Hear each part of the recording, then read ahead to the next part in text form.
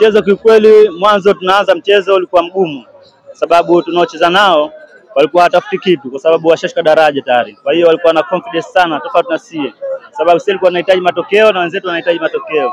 Kwa hiyo mwanzo mchezo ulikuwa mgumu, lakini baadaye ukaja ukawa mwepesi kutokana na mbinu ambazo kocha katuelekeza, tubadilishe mbinu, tutumie pembeni. Mungu ajalia tumepata magoli. Na unauzungumziaje ushindi wa Premier League? Ushindi kwa kweli tumefurahi sana vijana, kwa sababu miaka yote ya nyuma walikuwa wanachukua wenzetu wa vikosi hawa. Kila mwaka walikuwa wanachukua vikosi. Kwa hiyo mara hii tumepambana, tunahakikisha kombe aliendi kule serikalini, lazima lije kwa wananchi. Mungu ajalia tumepambana kweli, kombe limekuja kweli. Ndio. Shariki, je, umejipangaje kama mchezaji na team captain? Kwa kweli tumetizama mapungufu yetu, tutarekebisha mapungufu yetu, kwa kuwa tunajua kule tunaenda tunacheza na timu mabingwa wenzetu, yani wa timu tofauti. Kwa hiyo lazima uwe na kikosi imara ili kuweza kupambana zaidi. Ndio, mara nyingi timu za Zanzibar tukipata nafasi kwenye ligi hii ya klabu bingwa, mara nyingi sisi ni watu wa mwanzoni kuondoka. Je, kwa upande wa safari hii kama Mlandege mmeliandaje na hili? Kwa kweli tunataka tujiandae vizuri ili angalau tusogee hatua nyingine yani. Tofauti na miaka mingine ambayo tunaingia mechi ya mwanzo tunachukua zetu na rudi, lakini mwaka huu inshallah tutajitahidi kwa uwezo wa Mungu ili tusonge mbele japo kidogo yani.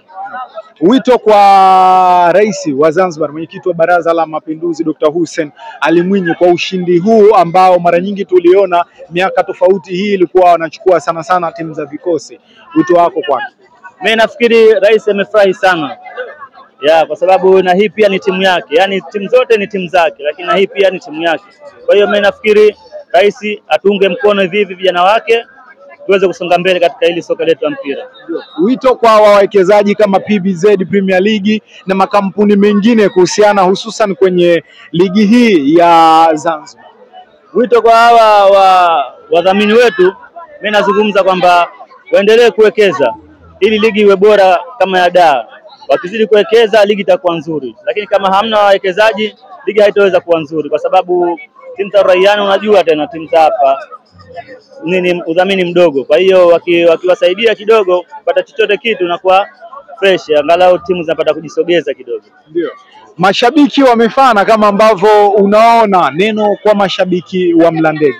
Neno moja kwa mashabiki wa Mlandege kwamba tunapa asante sana kwa kutunga mkono tangu mwanzo, tunaanza kuharibu, tukapambana, kuweka timu sawa. Kwa kweli tunafurahi sana na tunashukuru sana.